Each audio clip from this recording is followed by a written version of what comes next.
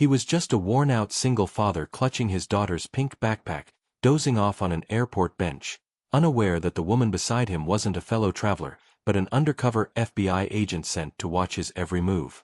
Ethan Brooks had lost everything: his wife, his home, his job, and was barely holding his little girl's world together. All he wanted was to start over. But to the FBI, he wasn't a grieving father. He was a suspected criminal carrying stolen national secrets. He was just a worn-out single father clutching his little girl's pink backpack, dozing off beside a stranger on an airport bench. What he didn't realize was that the woman pretending to nap next to him wasn't another passenger. She was an undercover FBI agent watching his every move. And before morning came, both their lives would change forever.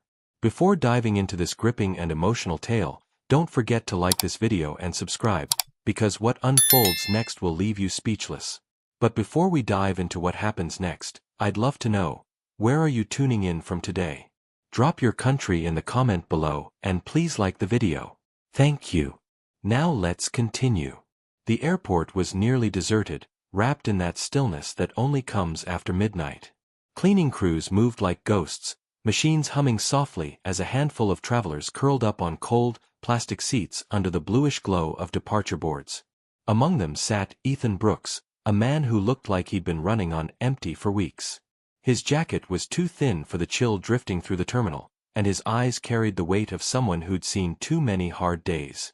Beside him, his little girl, Maya, slept soundly with her head on his lap, one small hand gripping a wrinkled boarding pass. Her pink sneakers dangled just above the floor. Ethan brushed a strand of hair from her forehead and whispered, "Just one more night, baby girl. Tomorrow we'll finally be home." Home. The word felt uncertain now. In the past year, Ethan had lost everything: his wife to a sudden illness, his job soon after, and their apartment not long later.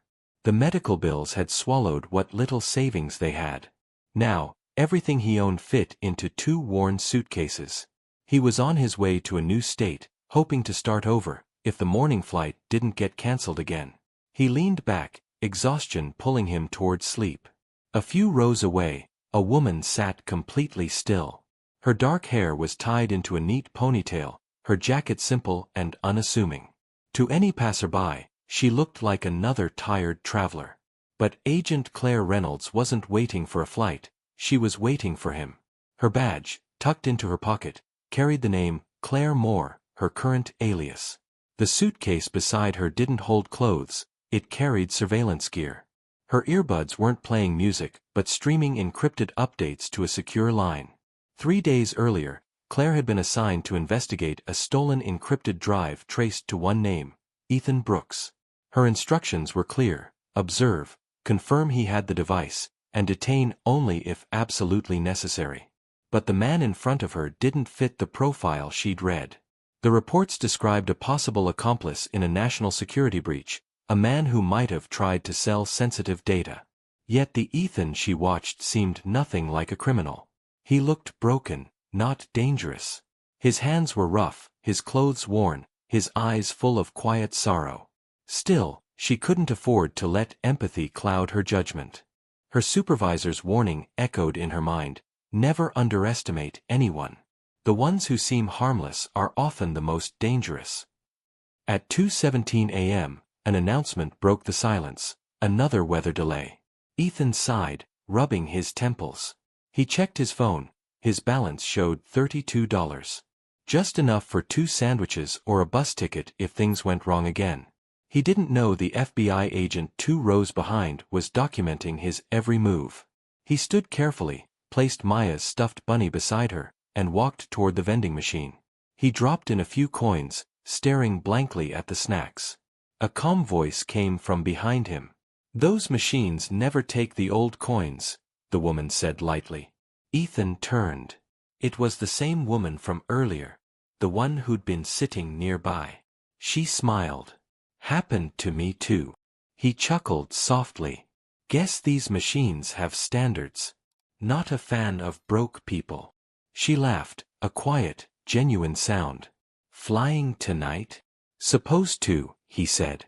"If the weather doesn't win again." He pressed the button for a bag of chips, but it jammed halfway down. Of course, he muttered. Claire gave the machine a light tap with her elbow. The chips dropped instantly. Try that, she said. He grinned. I think that earns you a dinner. She just smiled, her mind already analyzing his tone, his gestures, every detail. He didn't sound like a man hiding secrets. Just a father doing his best. Still, her training told her to stay alert. Back at the seats, Ethan shared the chips with Maya when she stirred. Did we miss our plane, Daddy? She mumbled sleepily. Not yet, pumpkin. Go back to sleep. Claire watched quietly, pretending to scroll her phone. The tenderness in his voice didn't match anything in her case file. Either he was a master manipulator, or the bureau had made a mistake. Hours slipped by. The airport grew eerily still. Ethan finally drifted off, arm wrapped around Maya protectively. Claire sat closer now, close enough to hear their slow, steady breathing. For the first time in a long while, she felt something unexpected: trust. She stared at him, whispering to herself, "Who are you really?" At 4:02 a.m., her phone buzzed with a secure alert. Subject confirmed. Carrying the drive. Maintain position until extraction. Her stomach dropped. Carrying it. She looked at the worn duffel bag beneath his seat. Could it really be in there? Her instincts screamed no. Her training said yes. For the first time in her career, she hesitated. Watching that man sleep beside his daughter, she felt it deep down. He wasn't the villain they thought he was. He was a father hanging on by a thread. She turned her phone face down. The choice she made in that moment, to trust her gut instead of her orders, would change everything.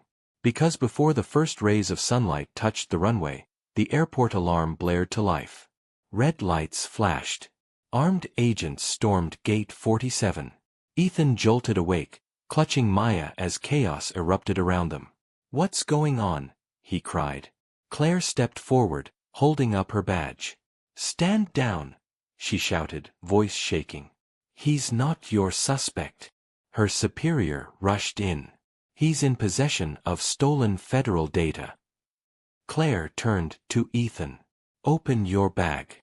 Confused and trembling, he unzipped it. Out spilled a stack of worn photographs, a small photo album, medical papers, and crayon drawings from Maya. No drive. No device. Just fragments of a shattered life. Claire's throat tightened. "You said he had it," she whispered into her earpiece. Static crackled back. "Correction, wrong, Ethan Brooks. We found the actual suspect." The agents slowly lowered their weapons. Ethan sank to his knees, clutching Maya as tears fell freely. Claire felt her own eyes burn. She had nearly ruined an innocent man's life. As dawn broke through the glass windows, Ethan turned to her. "You saved us." She gave a faint smile. "No," she said softly. "You reminded me what I meant to protect." Before you go, tap that subscribe button. It's free, and it means the world to us.